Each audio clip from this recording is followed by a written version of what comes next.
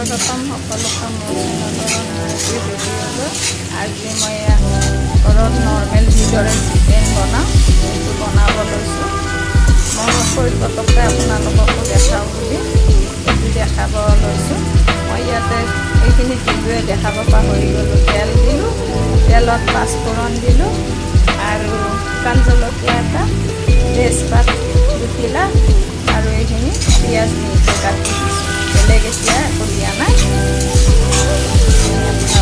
মই ভালদৰে ভাজি লওঁ, আপোনালোকে চাই থাকিব। মই এনেদৰে বনাওঁ নৰ্মেল আৰু একদম মছলা চছলা বেলেগ একো নাই। আদা নহৰু ঘৰত গুড়ি কৰা জিৰা আৰু ধনিয়া দিয়া এইখিনি আৰু হালধি লগতে এটা বিলাহী মই মিহিকৈ কাটি লৈছোঁ আৰু ইয়াতে পাঁচফোৰণ আছিলে এইখিনি দিলোঁ। আপোনালোকক দেখাব পাহৰিলোঁ। এইটো আদা নহৰু পেষ্ট মানে খুন্দনাত খুন্দি লৈছোঁ, একদম মিহিকৈ লোৱা নাই। আৰু ইয়াত পিঁয়াজ আছিলে, পিঁয়াজটো মই দি দিলোঁ আৰু ইয়াত চিকেনখিনি মই গৰম পানীত 10 মিনিট সময় তিয়াই থৈছিলোঁ। মানে চিকেন আনিলে আমাৰ এনেকৈ লোৱা যায়, কেতিয়াবা বইল কৰিও লওঁ। আজি এনেকৈ লৈছিলোঁ। এতিয়া মই এই পিঁয়াজখিনি ৰঙচুৱা হোৱালৈ মিডিয়াম ফ্লেমত ভাজি ল'ম। তাৰপিছত ইয়াত আদা নহৰু পেষ্টটো দিম।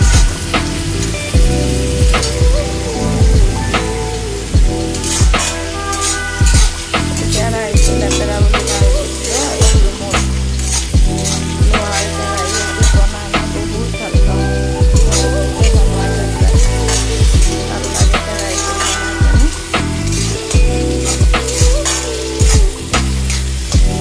বিশেষ একো নাই দেখাবলগীয়া, তথাপিও মই ভিডিঅ'টো কৰিলোঁ, মন গ'ল। নৰ্মেল আৰু মছলা গৰমতনো কি আৰু ইয়াতকৈ বেছি মছলা খাব।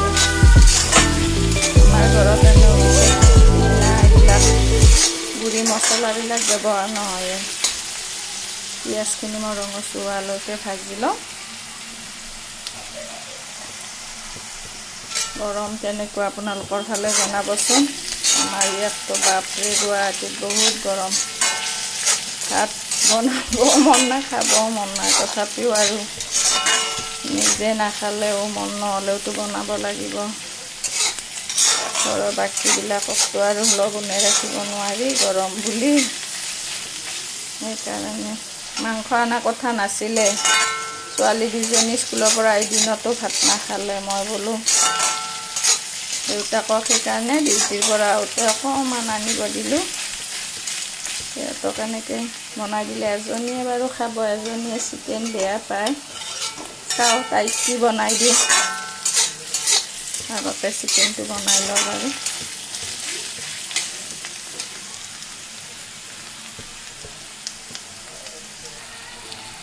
এয়া পিঁয়াজখিনি ৰঙচুৱা হৈ আহিছে। এইখিনি সময়তে মই ইয়াতে এতিয়া আদা নহৰু যিখিনি খুন্দি থৈছিলোঁ সেইখিনি দিম। এয়া এইখিনি আদা নহৰু খুন্দা, মিহিকৈ খুন্দা নাই। মই এনেকৈ দি ভাল পাওঁ। আদা নহৰু যিটো এটা গোন্ধ থাকে, গোন্ধটো ধুনীয়াকৈ ওলাই থাকে। এতিয়া এইখিনি আদা নহৰু কেঁচা গোন্ধটো যোৱালৈকে মই ভাজি ল'ম।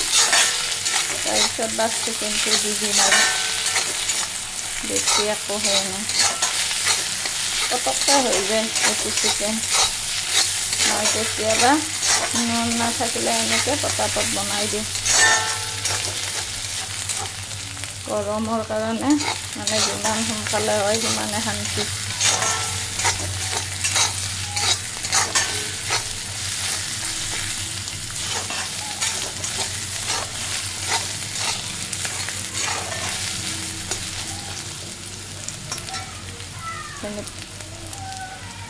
আদা নহৰু কেঁচা গোন্ধটো গ'লে মই চিকেনটো দি দিম আৰু ইয়াত।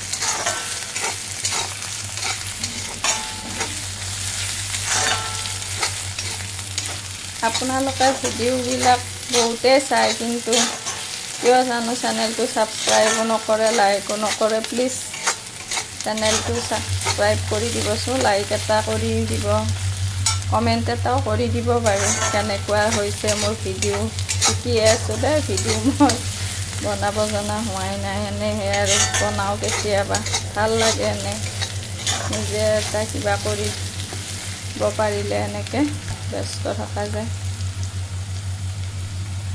হৈছে ধুনীয়া গোন্ধ আহিছে এতিয়া মই ইয়াতে চিকেনটো দি দিম চিকেনটো দি দিলোঁ চিকেন বেছি সময় নালাগিব বনাওঁতে কাৰণ 10 মিনিট মধ্যে গৰম পানী তাৰ সৰতে আদা সিজিয়ে গৈছে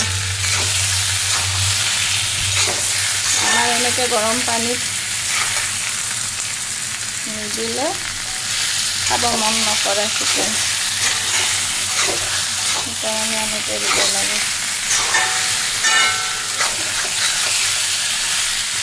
এখন হাতেৰে কেমেৰাটো মানে মোবাইলটো ধৰি বনাই আছোঁ যে মই ভালদৰে দেখাব পৰা নাই অভ্যাসো নাই এনেকৈ ভিডিঅ' কৰা এতিয়া কৰিব শিকিয়ে আছোঁ মোবাইলটো থোৱাই নাই হাততে লৈ আছোঁ মই লকডাউনখনত এতিয়া ইয়াতে মই নিমখ দিম নিমখ আপোনালোকৰ সোৱাদ অনুসৰি যোনে যিমান খায় কোনোবাই কম খায় কোনোবাই বেছি খায় পিছত বাৰু চাই লওঁ এতিয়া মই অলপ কমকৈ দিলোঁ তাৰপিছত হালধি গুড়িটো দিব আছে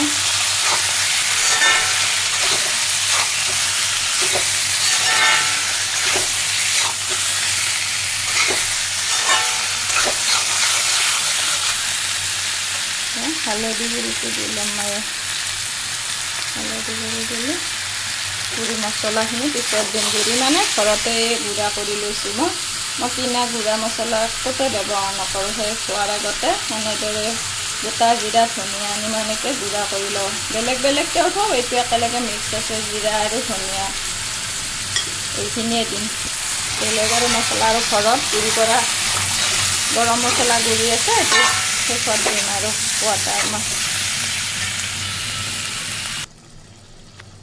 এইখিনি এতিয়া ভাজিলোঁ মই বহুত সময় আপোনালোকক আৰু দেখাই থকা নাই এনেদৰে গোটেই দেখাই থাকিলে ভিডিঅ'টো দীঘল হৈ যায় এয়া প্ৰায় 50% ভাজা গ'লে এতিয়া ইয়াত মই ধনিয়া আৰু জিৰা গুড়াটো দি দিম 1 চামুচে দিছোঁ বেছি দিয়া নাই আৰু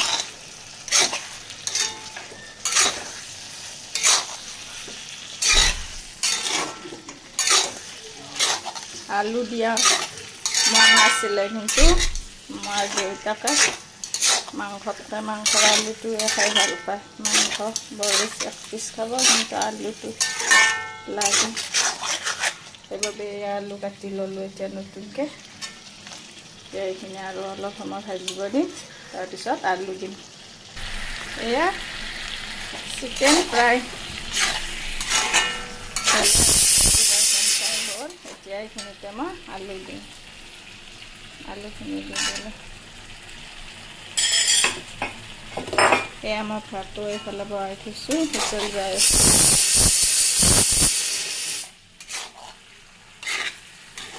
দাইল হ'ল মোৰ দাইলটো নমাই থলোঁ ভাত হ'ল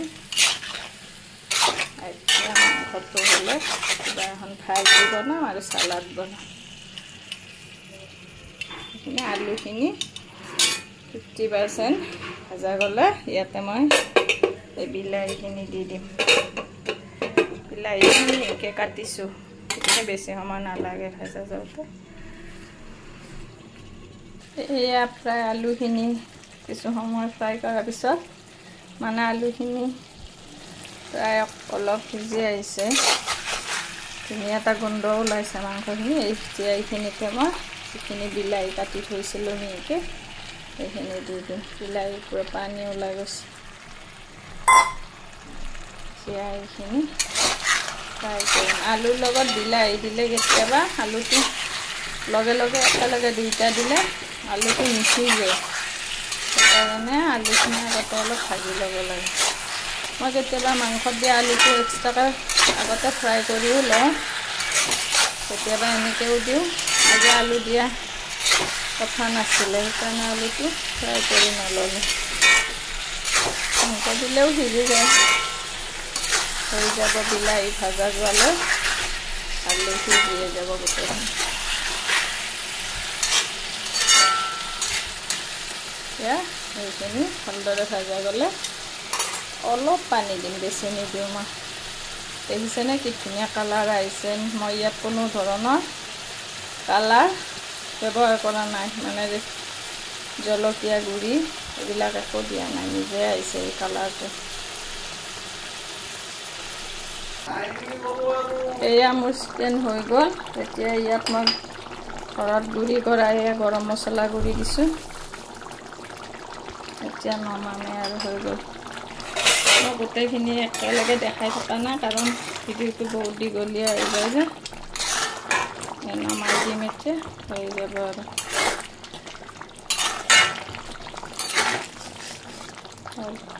আৰু এইফালে এয়া বেঙেনা ফ্ৰাই কৰি আছোঁ মই এইফালে ভাত হ'ল দালি হৈ গ'ল চালাড বনালোঁ হৈ যাব আৰু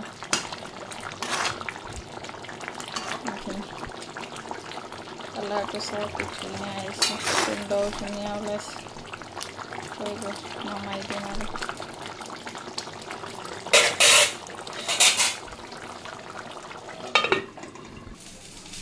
সেয়া মোৰ চিকেন ৰেডি হৈ গ'ল এতিয়া ইয়াৰ ওপৰত অকণমান মই কেঁচা ধনিয়া কাটি দিছোঁ এয়া হৈ গ'ল খাবলৈও বহুত টেষ্টি হৈছে গোন্ধটো ধুনীয়া হৈছে আপোনালোকে এনেদৰে বনাই চাব পাৰে একো বেলেগ মছলা নিদিয়াকৈ খাই ভাল লাগে আজিলৈ আহিছোঁ তেন্তে ধন্যবাদ